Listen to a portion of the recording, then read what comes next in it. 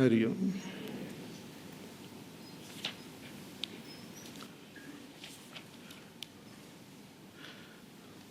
So Arjuna's question was that should I follow this path of Karma Yoga or should I directly follow the path of knowledge, drop all unnecessary action and pursue this path? Bhagavan says no, you are not yet ready for the path of knowledge. First you follow sincerely the path of Karma Yoga. Because that Karma Yoga itself will slowly and steadily take you to the ultimate destination. It will take you to the next step, and you will reach the ultimate goal. But if you start at the wrong place, then you might be just hanging around, reaching nowhere. Therefore, Bhagavan says, you follow the path of Karma Yoga. Because in Karma Sannyas means when a person through Karma Yoga, when that basic Vairagya is attained, then one can go into the next step of gaining the knowledge and following the path of knowledge. And what is this path of knowledge? In this path of knowledge, Bhagavan says one has to hold on to the understanding of the self, and the basic understanding of the self is that self is not the doer. Naiva kinchit karom miti. I am not doing anything. I am not the doer. The body, the mind continues to act, but one has to hold on to the understanding that I am not the doer of any action, and the attention should be focused on the self. Even when all the activities are happening, activities cannot be dropped, but the sense of doership in the activities can be dropped. One can transcend it. So as the activities are happening, you keep focusing your attention on the self, which is not the doer. So in this way, you will become more and more fit, mind will become quiet, and then one will go into the state of meditation. So this is the path of knowledge. But hey Arjuna, you have not yet attained that state, so you follow Karma Yoga.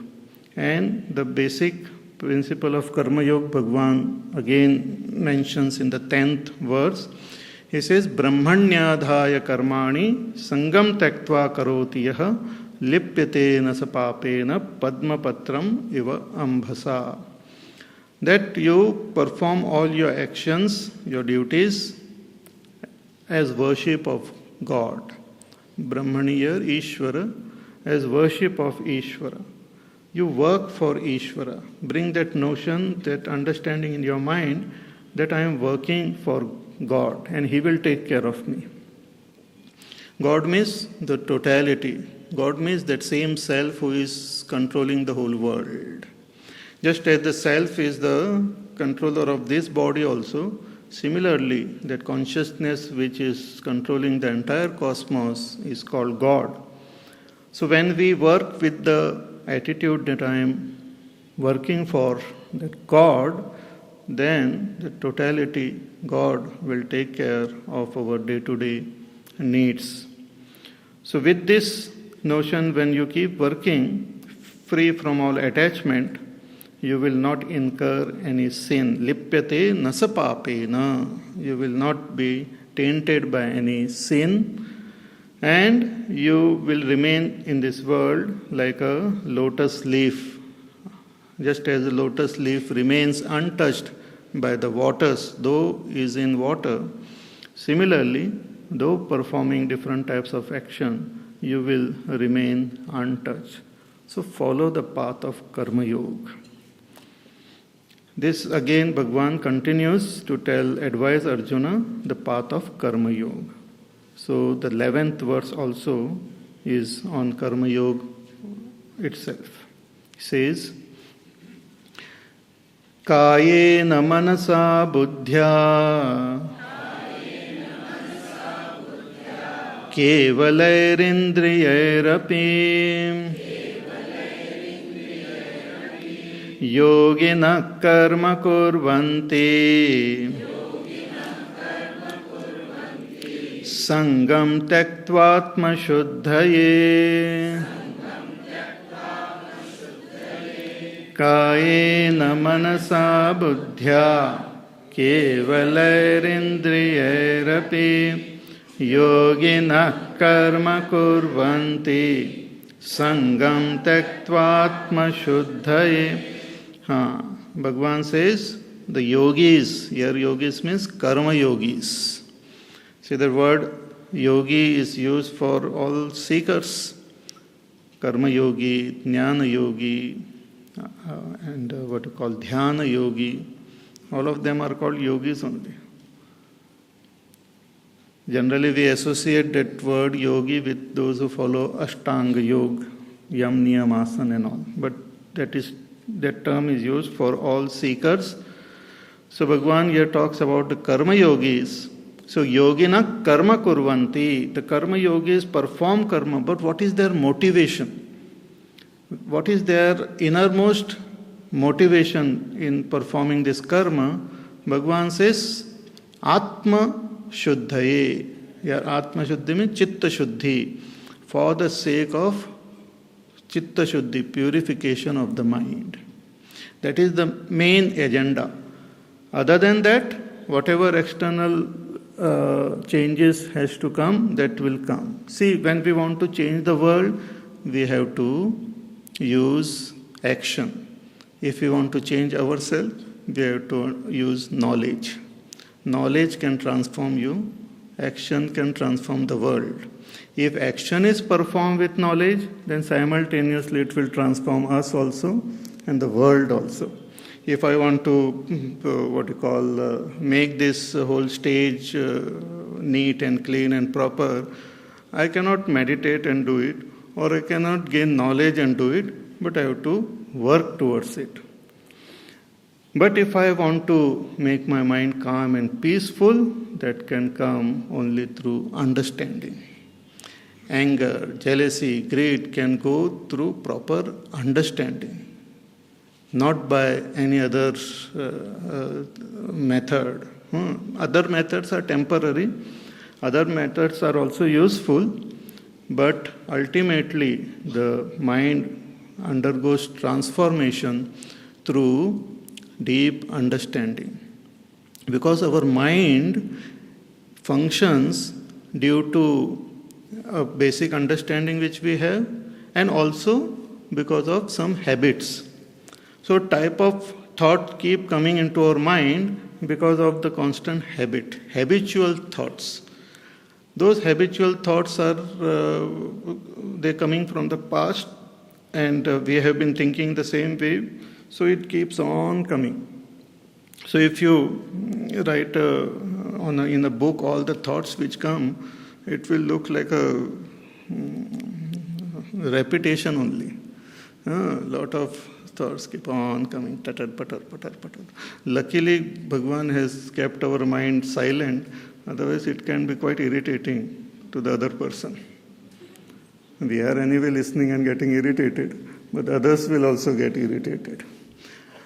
So mind is, the thoughts are based on habits, and thoughts also depend on our basic understanding. When our basic understanding changes, immediately the quality of thought changes. No doubt for some time it might come, the same thought might come because of habit, but slowly it will change and a new type of thoughts will start coming. That is the beauty of this understanding. But that understanding should not remain only at the superficial level, at the conscious mind level. No, it should go deep into the subconscious and ultimately at the level of our unconscious mind also. It can transform us. Because our swabha, what we call our outer nature, our personality, depends on our understanding, what are the various convictions which we have. Various convictions which we have gathered from the past. Conviction about who am I, conviction about what is this world, conviction about what I want, conviction about what I should avoid, conviction about my relationship with people and so many things. These strong convictions are there within me, which makes my swabhav, my nature. So, however much I try to bring about change in my action and all, that will not change the basic conviction. So, those basic conviction gets eliminated through right understanding, right philosophy of life, which comes through the study of the scriptures, which gives us a good vision of ourselves and the world around us. The whole thing changes. It's like our computer. Like we have a particular program in the computer, then the computer will behave according to that program. Whatever you tell the computer, it will do exactly as per the program. You cannot sit and teach the computer, Baba, you behave like the other computer. It will not. It will behave according to its program. But those who are expert, who knows the internal functioning of the computer, they go deep within and change the program. Tell the computer that whenever you see this, you behave in this way. When you do this, then you behave. So the basic understand or the program of the computer is changed, the computer will behave totally in a different way altogether. Sometimes you will not even know that computer has changed. Some viruses and all come and give their own programming. Whenever you see this file, then you just corrupt it, delete it, eliminate it, whatever. And the computer behaves like that. So our mind is like a computer only. And the unconscious mind carries the programming of our past life. And our subconscious mind carries the programming of this life mainly. So we can, through knowledge, through the systematic technique which is shown in our scripture, we can change our basic programming of our mind. And once it is changed, it behaves differently. So that is the strategy, plan of action. So here Bhagavan tells Arjuna that all these karma yogis, they do the changes in the mind by changing the attitude behind action. Because directly we cannot change the innermost program of this mind, but we can change the attitude in action. And once that attitude is changed, then we can go still deeper and can change the basic program of the mind. For example, like if I am acting for my own sake, like for selfishness, I, me, myself, for myself, if I am performing action, then the Karma Yoga says that you continue performing action, but change the attitude, that you just bring the attitude that you are performing this action for some higher altar. Like every day we have to eat, we have to get up and take care of our body, we go to our work and all. So all this continues, but just bring that thought that I am doing this for some higher, dedicating it to some higher altar. So the whole attitude changes. The action remaining same gathers a different touch altogether.